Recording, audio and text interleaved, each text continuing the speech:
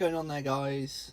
Today we're going to show you how to move your OBD port. I'm in a Corsa, not a VXR, it's just a Corsa and I've done it to a VXR. But today I'm going to show you how to move the OBD port from down here to any location you like. Now I'm going to put it in a dummy location just to show you how it's all done. But the first thing you want to do is get your stereo out. Now my stereo just pulls out like this, and that back. And because I've already took my OBD port out, it should be located just down here. But all you have to do is put your hand in. It should, in theory, pull out. There you go.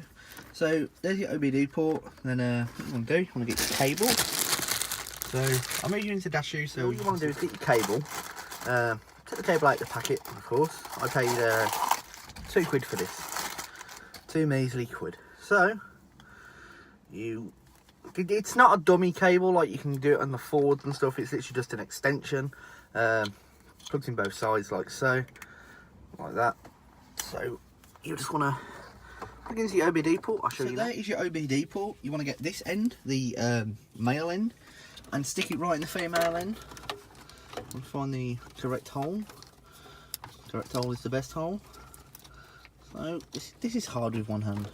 There we go. So what you want to do, you want to plug it in like this. Then get your cable. Let's say we route it there. Then put your stereo back in. And then yeah, that is literally all you have to do.